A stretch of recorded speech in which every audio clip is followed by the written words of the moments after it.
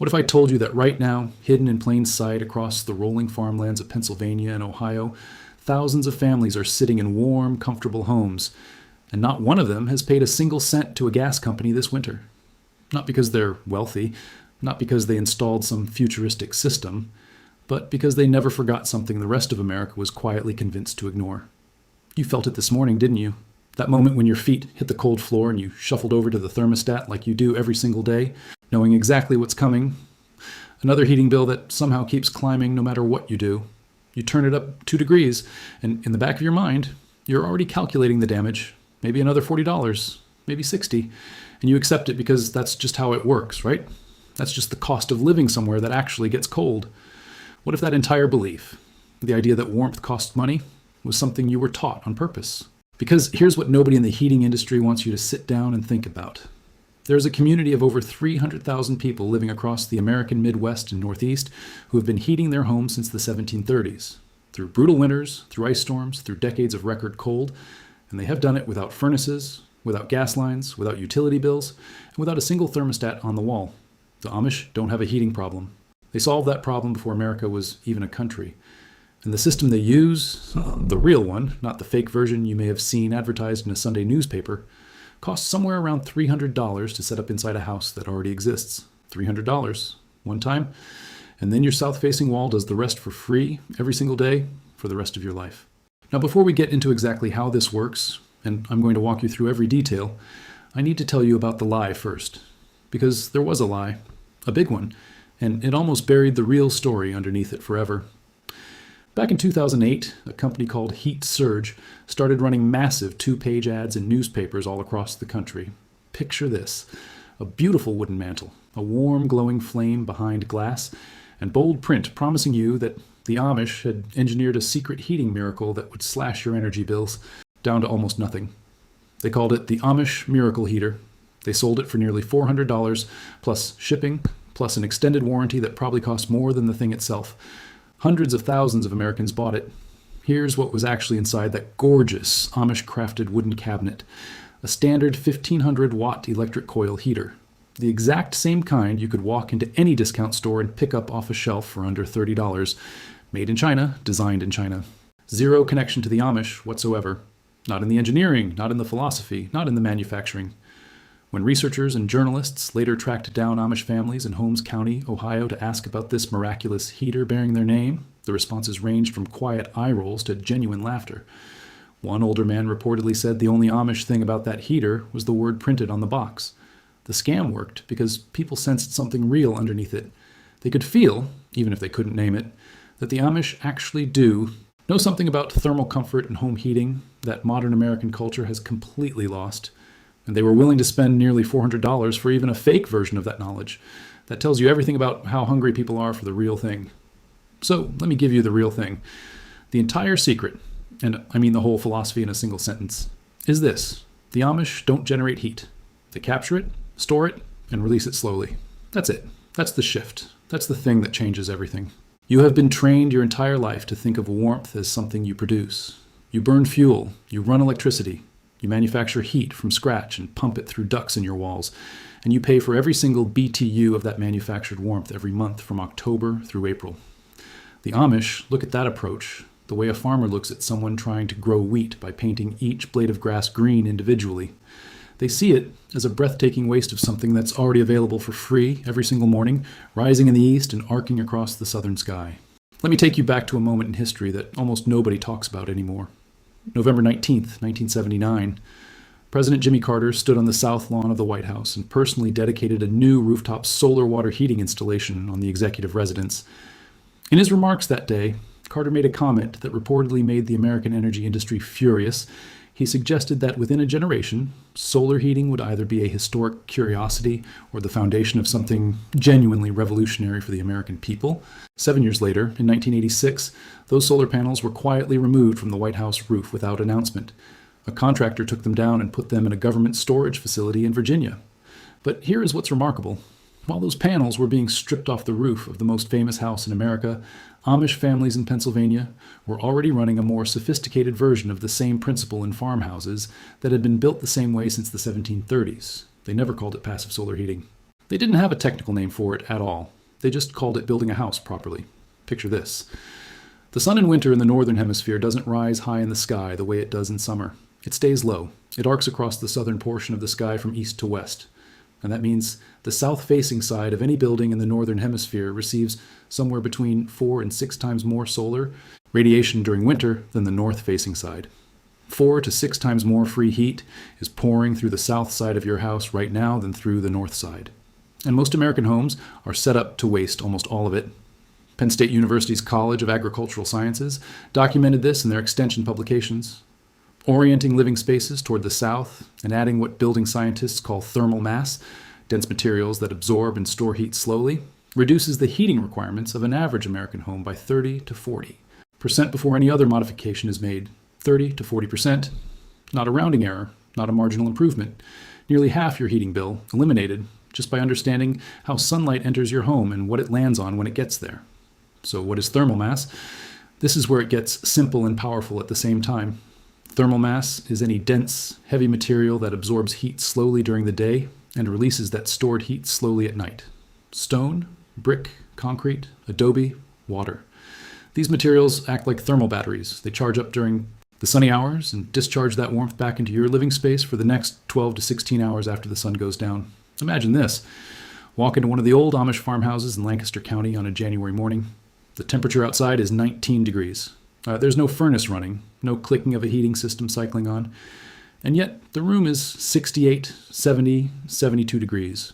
You look around for vents. There are none. You look for baseboard heaters. There are none. There's just a south-facing wall with large windows, a heavy stone fireplace running through the middle of the room, thick plaster on the interior walls, and a warmth that feels different from anything a forced air furnace ever produced. Even consistent, radiating gently from the walls and floor like the room itself is alive. That's because the room is doing exactly what it was designed to do. The sunlight poured through those south-facing windows from about 10 in the morning until 2 in the afternoon, hitting the dark stone of the fireplace and the heavy plaster of the walls. All that solar energy was absorbed slowly into those dense materials. And now, at 4 in the morning when you woke up and walked in, those walls are still releasing that warmth back into the room. The charge cycle starts over again in about 6 hours when the sun comes up. The University of Arizona documented this exact phenomenon in the 1990s, studying adobe walls in the Southwest. An 18-inch adobe wall delays heat transfer by 8 to 12 hours. The warmth that goes into the wall during daylight hours comes back out exactly when you need it, in the evening and through the night. No mechanical system, no electricity, no fuel burned, just physics doing what it has done for hundreds of millions of years. Here's where the story gets darker, and I want you to really sit with this question for a moment. If passive solar heating can cut your heating bill by 40%, and the principle has been understood for nearly 300 years, and the materials cost almost nothing, why isn't every house in America built this way? Why didn't the contractor who built your neighborhood orient the houses toward the south? Why isn't it the default? Why isn't it in every building manual, every construction code, every home improvement guide? The answer is uncomfortable, and the channel that digs into these kinds of questions, Secret Vault, has covered versions of this story before, but this one goes deep. In 1925, the American Gas Association was formed by a coalition of regional gas utility companies. Their stated purpose was to promote natural gas as a home energy source. Their actual purpose, the one that becomes clear when you look at what they spent their money on, was to shape the systems and standards that determined how American homes would be built, heated, and maintained for the next century. By 1936, this organization was funding research, lobbying state legislatures, and advising the committees that wrote residential construction guidelines. Then came the post-war housing boom. Between the late 1940s and early 1960s, roughly 17 million American homes were built in under 15 years. Entire suburbs materialized out of farmland almost overnight. And in that rush, a new standard took hold. Orient the house toward the street. Put the pretty face toward the road. Don't worry about which direction that face points, because every one of these houses is going to have a gas furnace anyway. Half the homes built in that era face the wrong direction for passive solar collection. Half the living rooms in America get their maximum sunlight on the north or east walls, where it does almost nothing for winter heating. That wasn't an oversight. It was, as historians of American energy infrastructure have noted, a feature rather than a bug. A north-facing house needs a furnace. A furnace needs fuel. Fuel needs to be purchased every single month for as long as you own that house. The Amish watched all of this from the outside. In 1919, Amish church leaders across the communities held what are known as the Ordnung discussions, gatherings to determine which technologies and systems the community would adopt and which it would refuse. The decision about the electrical grid wasn't made out of fear of modernity or misunderstanding of technology. It was made with clear, strategic reasoning. The bishops argued that connecting a household to a public utility grid transferred control of that household to an outside entity. Once you plug in, someone else controls whether your home stays warm, stays lit, stays functional.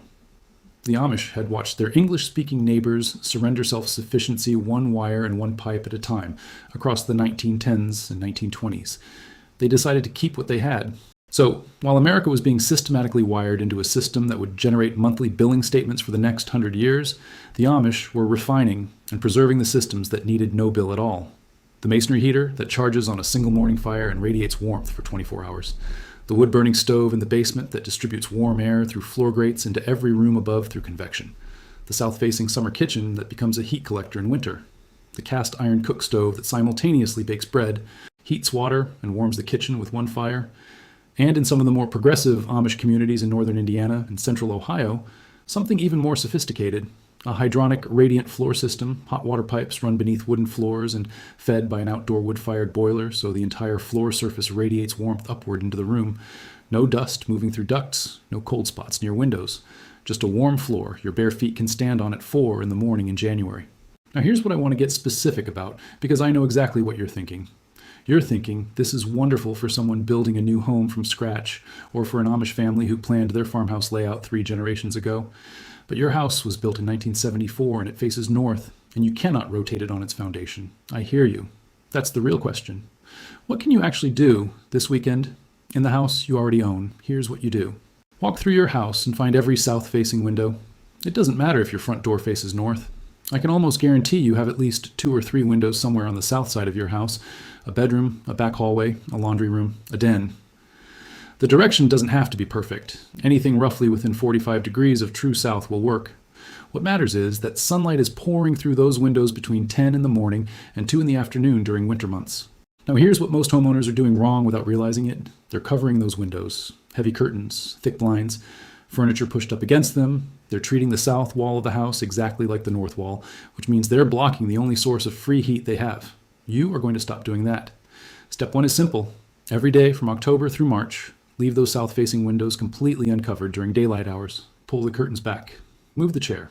Let that sunlight pour all the way into the room without obstruction.